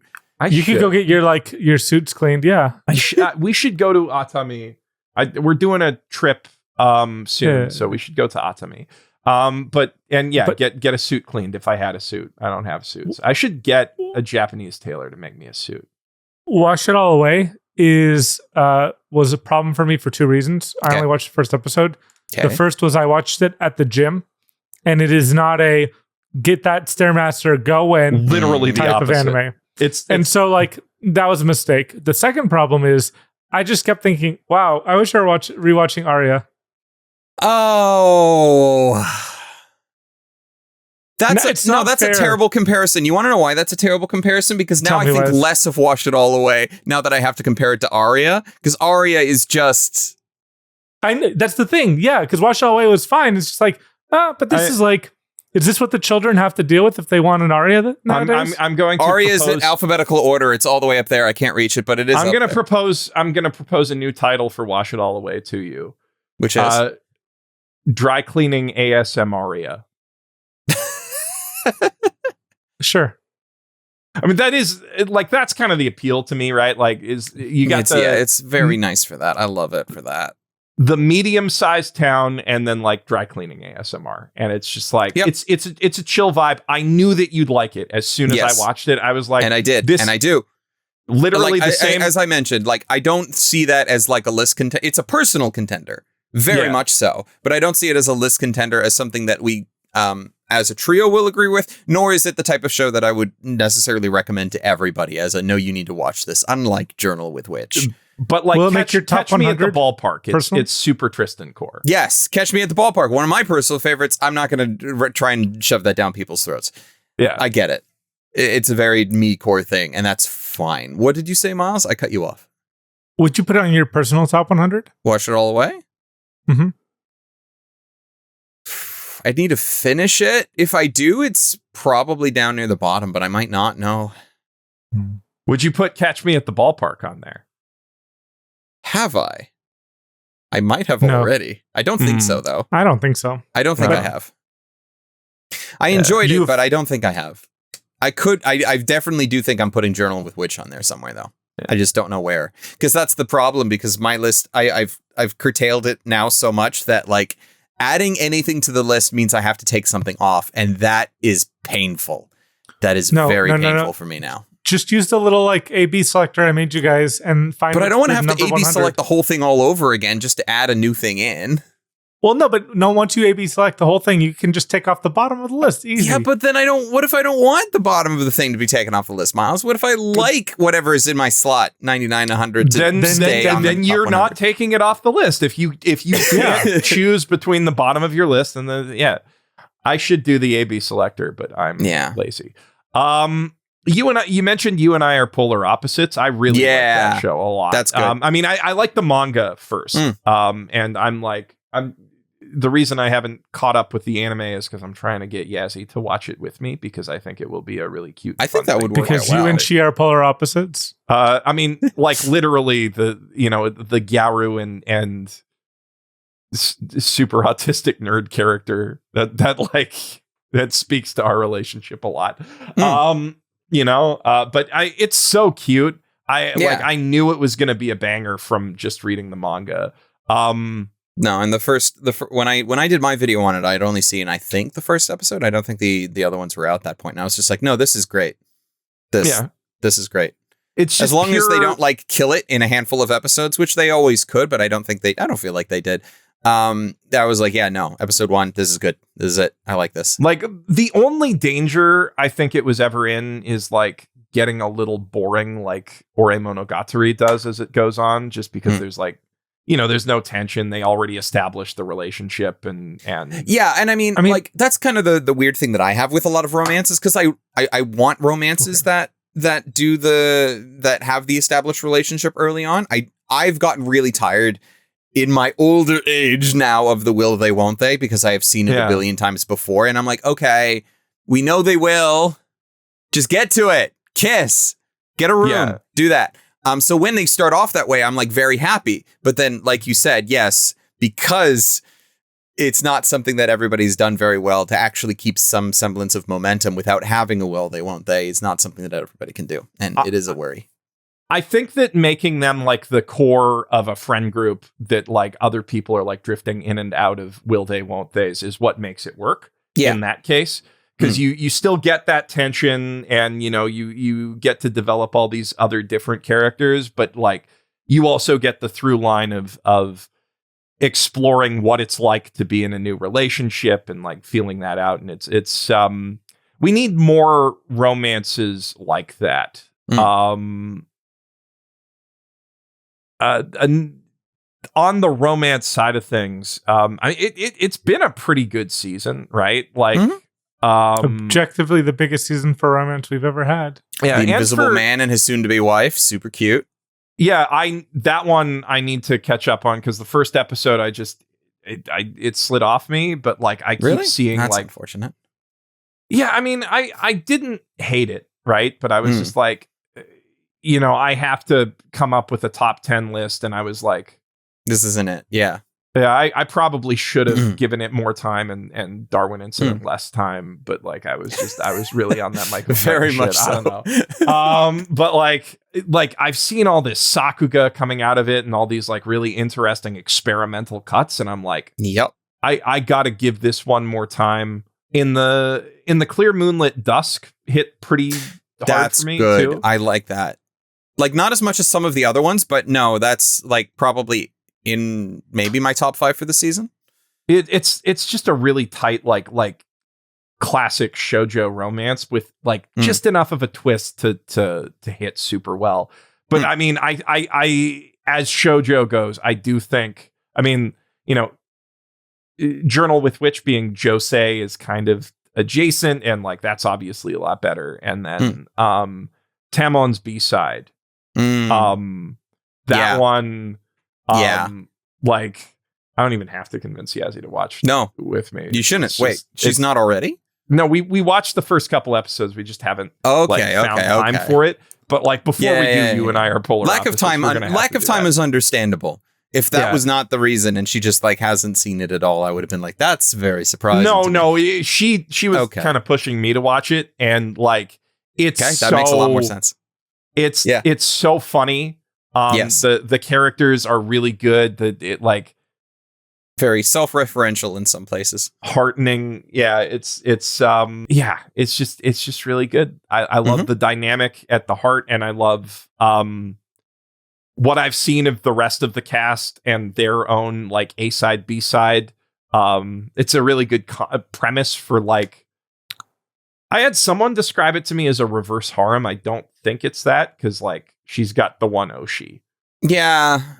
I mean, so what was the other? It's nothing I paid attention to after the first one, but there was a different anime this season about a girl from America who went over because she liked this sports star guy and she decided that she was going to go into his high school and learn. Hanakimi. It's so Hanakimi is an adaptation of like the OG cross-dressing, not quite reverse harem. It's more of a love triangle, but like the inspiration for Oran. Yeah, no, my point with bringing that one up in relation to Tomlin's B-side in this case of a reverse harem is that when I first watched that, I was just like, anytime that anything kind of seemed like it was going to go a harem path, I was just like, that doesn't make sense to me because you've already established our protagonist as already so enamored by the main crush that the idea that this turns into a harem is almost insulting to her character. To have somebody that is so obsessed that they would travel halfway across the world, join up into their high school and do all of this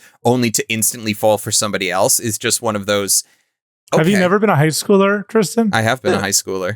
This is pretty normal high school stuff. That is pretty. And I actually How many high schoolers do you know that flew halfway across the world because of an international crush? I mean, the more than I should, to be honest. Really? There's some really good Psycho Stalker reverse or harem type stuff this season. We can get to what's it called? I just call it the ASMR anime, but it's got Wasn't that just Wash It All Away? No, that's a different that's ASMR series. Yeah. Tune into the Midnight Heart, which is about that one. Yeah, it's about the rich guy who like goes to a poor kid's school to stalk his favorite micro influencer from when he was in middle school. And it's actually better than I thought it would be, mainly because the main character is just such a he's so over the top with how much he loves himself. He's like, I'm the greatest man on earth. You are all inferior to me. Excuse me, I need to go to the bathroom because I do this at precisely 8:20 every day because my bowel movements are perfect and perfectly timed. Like that, he's just on this. He's great. He's great. I mean, I got through the first 2 episodes of that, and then I was just like, this is especially how they set up the relationship between him and like the 4 female leads and the whole mystery of who's really the girl that he heard. I was just like, this reminds me of Love Hina, and not in a good way. Who's the mysterious young childhood friend character? Oh, who could it be? We don't know. I do think it's more plausible because they all have certain traits of that voice. And like, he's specifically like, I have a super refined ear, but internet compression. Or he's just talking shit. No. Internet compression removed some of the vocal qualities of the voice to the point where it was ambiguous enough that he's like, I can't tell. And I mean, I think that premise works better in a manga than in an anime where you have to have actual voice actresses doing all of the roles. Yeah. You could have just had the same voice actor doing all 4 roles. That would have actually been a really good idea. Like bring in Hanaka Kanazawa and just have her do 4 different voices. Well, then no one would believe that it's 4 different actors. I mean, one actor for all 4. Yeah, exactly. But that would be, but like, I think in this kind of scenario, the stakes should be higher. I think it should be like, what's it called? My Sister is Among Them, where one of the harem protagonists. You just want,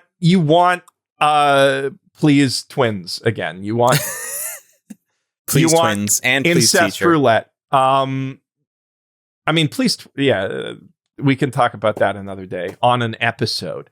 But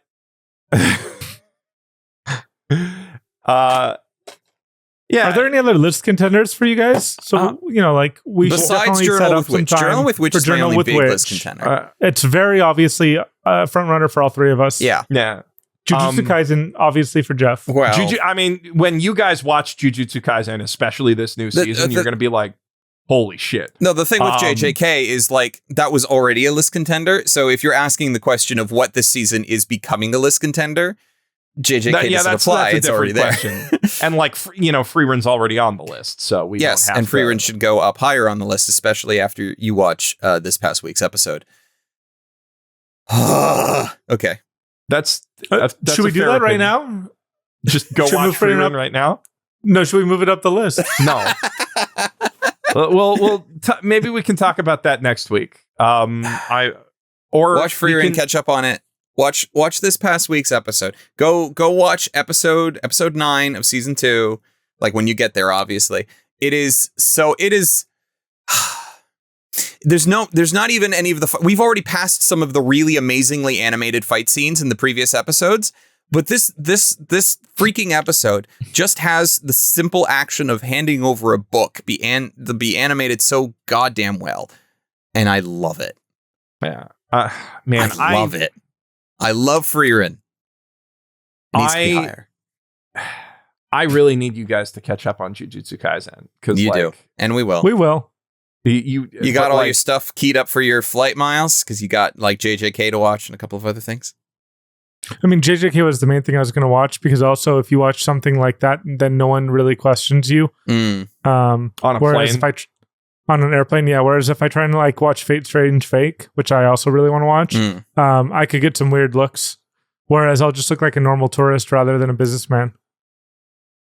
Yeah, that's fair. Yeah, but like Jujutsu Kaisen Culling Game, like the new season, they cooked so hard. Every episode is pure cinema. It's crazy. Like there's one episode. Miles, I think there's more than one episode. No, I'm saying there's one episode where you're going to be like, damn, this is Kill Bill. And then another episode where you're going to be like, damn, this is like, I don't even have a direct film analog. It's just a brilliant character study. Like, I cannot, like last season was really good, but like you could feel the production bursting at the seams a little bit because like how Mappa was working their staff, right? Like it, and it still punched high enough to be better than Demon Slayer, better than Chainsaw Man, better than like any season of shonen television that I've seen. And then Culling. How do you say this like the week after One Piece Film 6? But okay. Season of television. And like, well, we already agreed that season 1 of One Piece is one of the better seasons of anime. But like, yeah, no, it just, the last season, the Shibuya incident, and especially the hidden inventory, which I don't know if you're even there yet, Miles, but when you do, you're gonna, knowing how much you love yaoi, knowing how much of a Fudanshi you are, that's probably gonna sell it for you on a level I don't think you're prepared for. And that's super cinematic. But this season, it starts with this incredible shot of the main character just trying to wash blood off his hands, and he just can't get it off no matter how much he scrubs, and it just like keeps going at that level of just like, well, that's never been used in fiction ever before. I'm not saying it's never been used in fiction, but it works really Hamlet. well. No, yeah. But this is the fair, Hamlet of shonen. So right now, my mind is really messed up because one of our new employee today presented something to me about like all the memes in Jujutsu Kaisen season 3 and like the corresponding spikes in viewership. And it was a really good presentation. It was a really good data-driven thing, and I'm like, oh, this is good memes. This is great. Love this community. And that's also the thing, which is that Jujutsu Kaisen, according to my company's research, in English is being talked about 55 times as much as the median anime of the season. Yeah, that makes sense. Yeah. I mean, like, so the thing is, even people who don't like it are talking about it and like hating on it constantly. It's now, if only Steel Ball Run can make those numbers. I mean, it probably will be close. It won't be 55x, but if it's not 10x, I'll be shocked. It needs more episodes, though. Well, at this point, no, one's fine. Yeah, that's true. One's been good. One's enough to dethrone Free Run. Yeah. We should put it above rerun on our list. Just watch the one episode of Steel Ball Run and be like, yeah, okay. And just to make sure it's above rerun. Yeah. On our list. Yeah. Can you put that graphic up there, Tristan? No. Steel Ball Run episode 1 above rerun? No. I think right now on the screen you're seeing it, right? I'll put it above Bacano. I will say that Steel Ball Run episode 1 gives me all the hope and expectations I had that it's going to be my favorite JoJo's part. I mean, even if it wasn't animated as well as it is, I think it would end up being your favorite JoJo's part just because it's the best part of JoJo. No. I see it. I see the possibility of it doing that, but I mean, like, Diamond's been my favorite for such a long time that I don't know if Diamond was my favorite until I read Steel Ball Run. Okay, well, we'll find out. And just for all you haters at home who are mad at Netflix for saying you can skip parts, Jesus, you can. You literally can. It's a completely Jeff, you have different a whole video no, I'm kidding. The funny thing is, I know statistically how many of y'all started at part 5. Just saying. And no, but also you can start Steel Ball without having seen. Like, it'll help. Like, you can be like, oh hey, there's Joestar. Oh hey, there's Zeppeli. There's Dio. You can do all that. And think of yourself. Think of yourself as Tristan having 7, almost 8 Dungeon Crawler Carl books ahead of him. And just think about the untapped potential that has. Yeah. I mean, like, you should definitely watch every part of JoJo. Or read. I'm not saying, or read. I mean, read and watch. Do both. But, like, I'm not saying don't do that. I'm just saying you can just jump right into Steel Ball Run. Sure. And it's fine to go back and read the other ones because they all work standalone. And you gain stuff, I think, in basically any reading order, except don't read part 6 first. Or part 5. Like, but a bunch of people have done 5. People have done 5. I agree with 6, though. You can't really... 6 is the culmination of everything else. So, like, you have to watch all the other parts first. That's the only one that I'll say you have to watch all the other parts first. I mean, but like in Japan, most people started JoJo with part 3. Me too. Yeah. That was volume 1. The volume 1 I have of JoJo's. Well, I have 2 volume 1s. So if you're anime only, you had no choice but to start with part 3 because they did the end of part 3. That was the only OVA thing that they adapted. No, that's not the only one, but it's the only one that they released. There is a completed Phantom Blood movie that Araki would not allow to be released because it's so bad. And it's like a content holy grail for me, if I'm being honest. That and the new season of The Bachelorette, right? Yeah. I like my media messy. I think out of the other stuff we're talking about as list contenders, Medalist is something I think we all need to catch up on. Yep. Yeah. That one is... But again, like, this is just season 2 of Medalist. I want season 1 of Medalist on the list, so I wouldn't have necessarily added it because I would have already considered it a list contender. Because it's already something that we should probably just bang out soon. Medalist. Medalist. I don't know about Oshinoko. No. We can kill Quest Oshinoko. I don't think we can kill Quest it. Yes, we can. Who's going to defend it? Look, it's good. It's really good. Yes. Actually, I can bring on a friend who will defend Oshinoko. No. Yeah. No, if it has a different ending than the manga, he'll come on the podcast and defend it till its death. Yeah, so I think we have to... We just have to wait to see if they'll fix that, right? Which, I mean, they're changing the ending of his good manga, so maybe they'll change the ending of his manga that doesn't have a good ending. They're making Kaguya worse, though, right? Yeah, I know, but that doesn't mean that they... Maybe it's some kind of like monkey paw karmic bargain. Justice, yeah? Yeah, you know, like monkey... You know, Kaguya is a good manga, and Oshinoko gets to be a good anime. I mean, Oshinoko is a really good anime so far. Like, you know, like... Yeah. I know, I'm mad at myself for not watching all of season 2 yet. Yeah, if we didn't know about the manga ending, we'd be talking about his list contender right now, very excitedly. Yeah, other stuff. Do you guys know the anime I've watched the most this season? What is it? The most episodes of I want you to guess. Sentence to be a hero?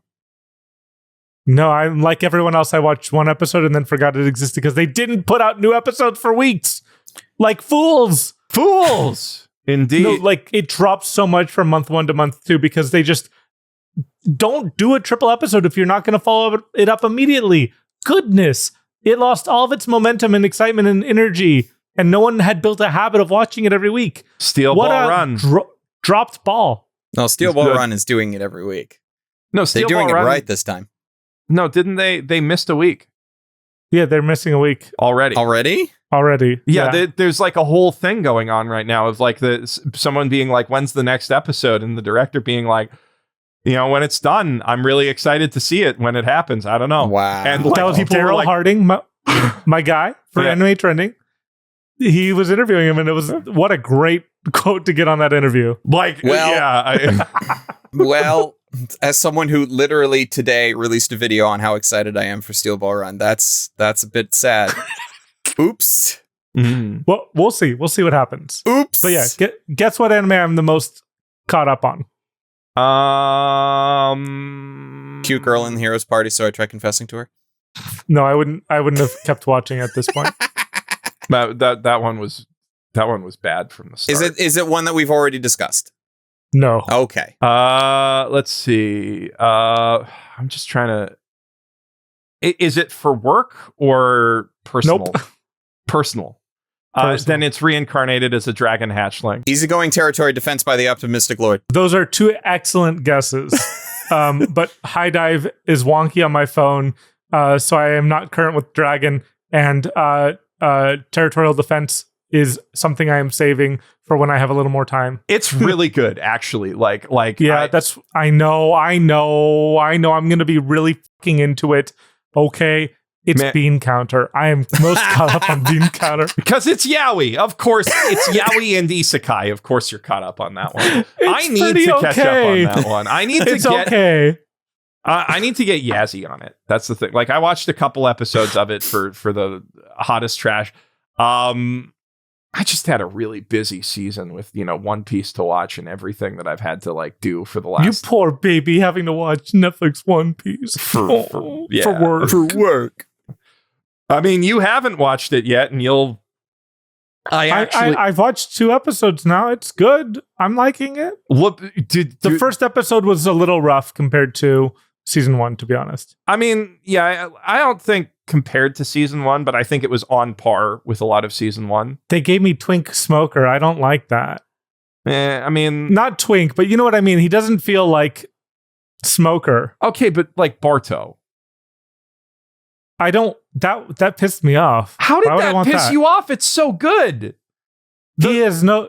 I mean, if he were a smaller bit role, it would have been a different matter altogether. But I thought he was too involved. Like, it feels too much like, oh, look at what we're doing. No, I thought it was like the perfect amount of you get that. I mean, the way they described it in the writer's room was like they wanted to get that. Luffy goes to an island and just changes somebody's life by interacting with them. And I thought it was the perfect amount of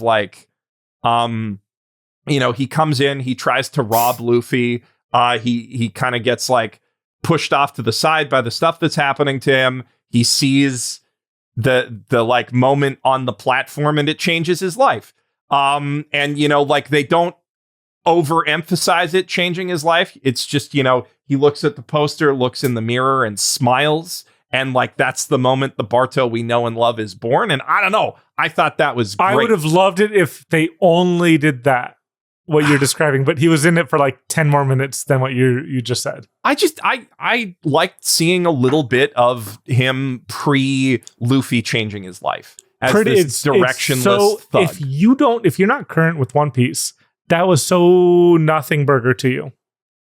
Yeah, it's for the fans, but also he's, and if you're not current with One Piece, then he's just a character who shows up and is wastes 10 minutes of time. Yeah. No, he's a supporting character who helps guide you through Logtown and keep the story on track and gives Luffy somebody to talk to when he's off on his own. Go on the list. The One Piece live action? No, Dead Account, your favorite anime of the season.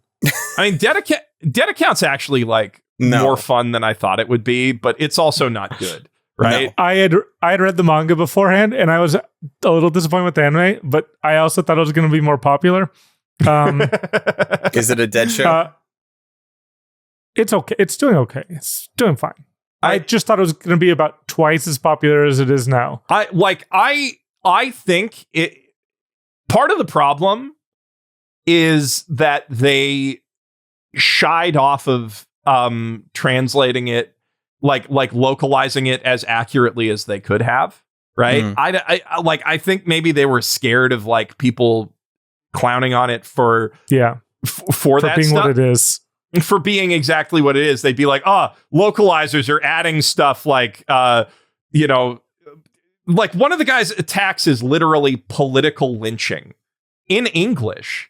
And they translated it as like dogpile or something. But like, it's literally because all of their powers in it are based on the internet.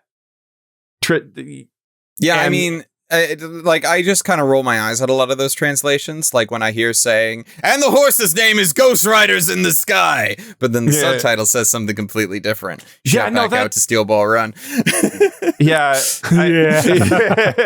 he says in English, Ghost Riders in the Sky. And I'm like, yes, like the song, because this is JoJo. But you can't even use the song in title in the subtitles. What the hell? The cowards. I mean, especially like, they should at least be able to do the stuff that's on Warner Records.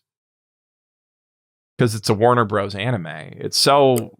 That's not how the world works, Geoff. I know it's not. And it bothers me just because it's just the title. It's not like they're playing the song. They're just referencing the song. And they can't even do that. And I hate it. Well, so I mean, those bands built up those names and then having it associated with a bad guy in a JoJo's Bizarre Adventure series is not necessarily like the brand equity they built up. It's stupid. Don't get me wrong, but like I also get it. I don't get it. Like, because the thing is, like, it's no matter what Araki, like, if Araki had the respect he deserves in North America, people would just be like, "Oh, this is like, Weird Al parodying my song." What if I wrote an isekai and there was a really miserable villain and I called him Geoff Thew? He wasn't anything like you. Had nothing to do with you. He was just the most awful, slobberly, miserable guy in the world. It's kind of like why but Araki doesn't write villains like that. They're all, and one, it's their stand powers that have those names. He doesn't name the villains after the songs. He names their stand powers after the songs, or their horses, which is a big difference. It's not a that wasn't the case in part one. Also true. Yeah. In part one, pre-stands. And part two, all of the guys are bands. Part one, part two, all of the guys are bands. But also, like, I don't know. I feel like it's very different because, like, every JoJo villain's an icon. And no. So, like, for TV shows, they do not allow, if you have too common of a name, then the name you have to basically say, how many people in New York have the name, Jimmy Schmidt? And then they figure out how many people there are. And if there's too many of them, then they're like, okay, you can use the name Jimmy Schmidt for a police officer in New York because it can't be like tracked back. But if there's only like a couple, then all those people have a reasonable claim to say that their reputation is going to be harmed. Think about the guy whose name, the other Epstein, what's his face? The other... The guy who has the same name as Epstein. Yeah. I mean, that was actually like great for his small scale mayoral campaign where he's like, I'm not that Jeffrey Epstein. Oh, so that was a different Jeffrey Epstein. There's another one who's like a doctor who basically gets like shit sent to his mail all the time. No, the guy who looks like Jeffrey Epstein or No, another guy named Jeffrey Epstein. Okay, well, and that's kind of my. So this is what I mean. Like it's. But that's a real person who shares the name. I don't know. Like I understand kind of. David Bowie's a real person, Geoff, or he used to be. No, I'm saying the bad guy Jeffrey Epstein is a real guy, and like. Well, no, I know, but so like you want to avoid situations like that is what I'm saying. I feel like people can separate fiction from reality. They can't. They cannot. Have you met people? Yeah. Like, okay, look, sure. I think it's dumb. I do think it's dumb. Don't get me wrong. But it's also... I'm so mad because I know... Okay, sure. We're going to get atrocious acts at an affordable rate. And that's gonna. I mean, I think it's going to be charming great, sometimes. Sometimes the JoJo translations are charming, but I just want dirty deeds done dirt cheap, man. I just want D4C. That's it. And like A4R is fine. What's his face? The guy who like the showrunner for Parks and Rec. He had the most fun coming up with names that wouldn't be confused with real people ever. And like one of the best names in that regard is like Mona Lisa Saperstein. Like, what a great name. What a great fucking name. Right? And that's what you have to do if you're trying to not, you know. That's why Munch in the Law and Order franchise is called Munch. Well, technically, he's both Law and Order and Homicide, cops on the street. Real ones, no. Anyway. So what last things do we have to talk about before I collapse in exhaustion? Yeah. I mean, Jack of all trades is going on the list, Geoff? No. Oh my God. That's like the thing is, it's not even the worst show of the season. It's just so boring. Popular. Does anyone like Sentenced to be a Hero? Because I loved episode 1. Yeah. I like Sentenced to be like, I think. Is it a contender? I got to watch more of it. It's on my, I'm finally done with work for the season. Now I get to enjoy myself, list. I feel like from the first episode, Shibo Yugi was a contender. And it's like low on MAL, but that doesn't necessarily mean it's not a contender. That's because of the normies. The normies dropped off on it. It's because it was on Netflix. Okay. So the fact that it has like a low rating on MAL and like got dropped hardcore by a lot of viewers just means it got overexposed to people who could not handle what it's doing. What it's all about. Okay. Which is and like that's so that's a good sign. That was one of the best first episodes that I watched for this season. That one I want to watch more of, and I would love to just do it as a list episode to like justify watching the whole season. Sure. You know, like on that note, give me a reason to watch Golden Kamuy, please. Yeah, because it's Golden Kamuy. Yeah, because it's Golden Kamuy. No, I'm saying, but like, give me a. I know I want to. It's just finding the time. Fire Force too. I've heard a lot of. You don't need to watch Fire Force. No, I've heard a lot of good stuff about the final. Yeah, that doesn't mean you have to watch it. Even Fire Force fans dropped off on this half. It's like the most talked about part of Fire Force in ages. Yeah, most talked about. Yeah. Not most watched. Not most watched. Not most watched. Okay, that's fine. Trigon Stargaze, we should probably do an episode about, even if it's not a list contender. The problem is, I think we could have talked about Trigon before Stargaze, but Stargaze really, really made the fans pretty mad. Did it? I'm not caught up. Oh yeah. No, it's a problem. Is it? I mean, we're too late in the episode to open this can of worms, but yeah. Okay. I mean, the last Trigon had a couple of bumps in the road for some people, but overall it was reasonably positive. Not the case anymore. Not the case. No. But Fate Strange Fake. Well, maybe that'll be a list contender. Maybe. I need to watch it. You know what? Yeah. Next season, I promise I will watch more stuff regularly. Well, you kind of have to. There's too much good shit coming out next season. Yeah, I know. I mean, there was too much good shit coming out this season. I fell behind because I just had so much to do and living in Japan and stuff. And it's like... I haven't even watched one episode of Free Rein. Though I can blame my wife for that because she's not caught up, so I can't watch it with her, and I want to watch it with her. I've watched 3 episodes of the new season, and I like it. I know I'm going to like the whole thing, but they're all good. It only gets better. I want to just call what I can shout out pretty definitively are my worst anime picks. Very good. So I just want to hit that. I don't know. I mean, Jack of all trades, I understand being popular because it's like it's so mid. It's like true mid. You know, it's For the listeners at home, I want you to understand, whatever your favorite anime is this season, unless it's Jujutsu Kaisen, Jack of all trades is more popular. Yeah. Freerin, Jack of all trades is more popular. That's so depressing. Like, it's a... Anime fans are something else. I probably should catch up with it just to put No, it in. I don't want to catch up with it. No, I have the first good idea for a public service anime I've had in a while, which is So You've Been Banished from the Hero's Party.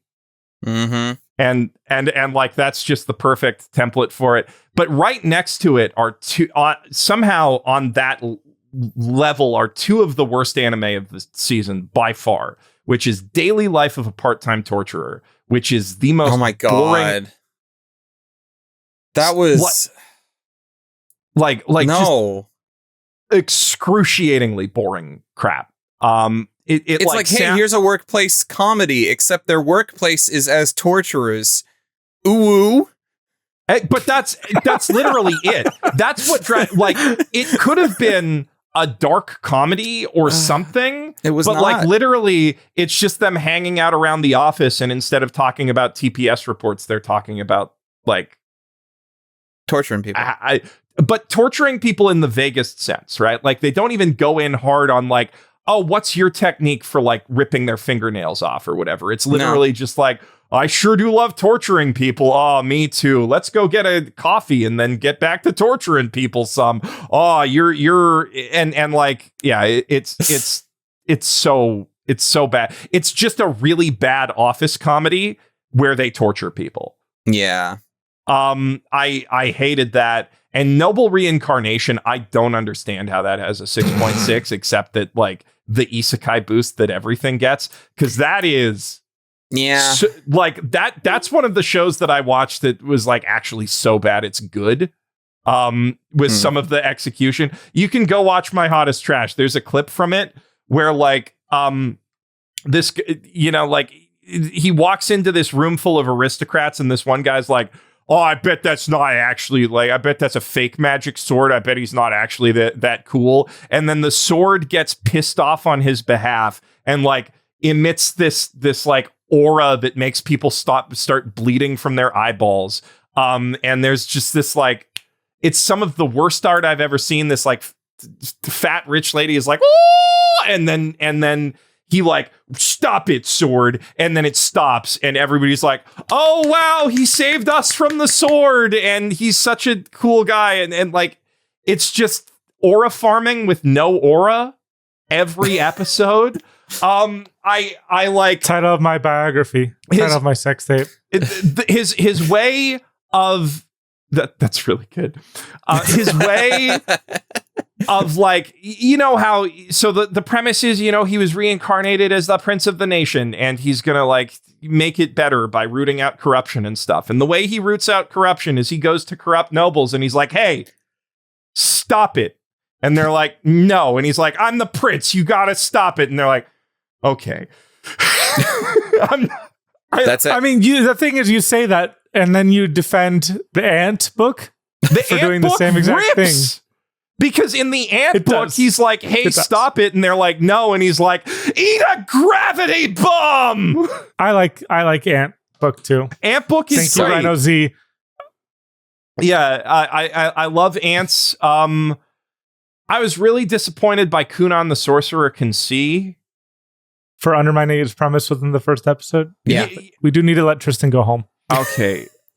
All right. How do we wrap this up?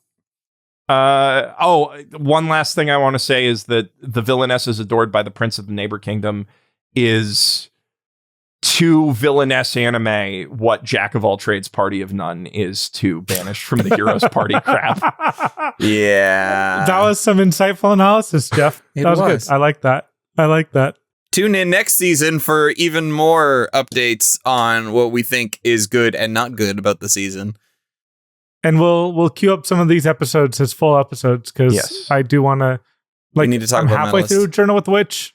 Journal with Witch, we definitely have to. Well, Medalist will probably end up doing the same thing of we'll want to wait until we know it's done before we talk about it. Maybe bring our producer Chloe on for that one. Yeah. Since you guys are dads, I just very quickly want to ask, Demon King's Daughter is Too Kind. Have you seen it? Yes. I've seen a ton of clips of it. It's great. Good dad slop, and then as a number slop enjoyer, Hell Mode, hardcore gamer dominates in another world. Miles.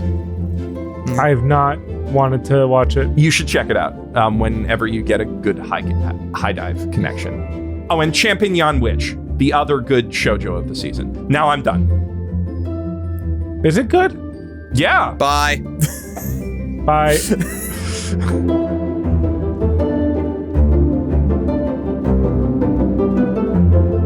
Next time on Quest for the Best, Miles and Geoff in Japan. I don't know what they're doing, so I'm sure it'll be fine.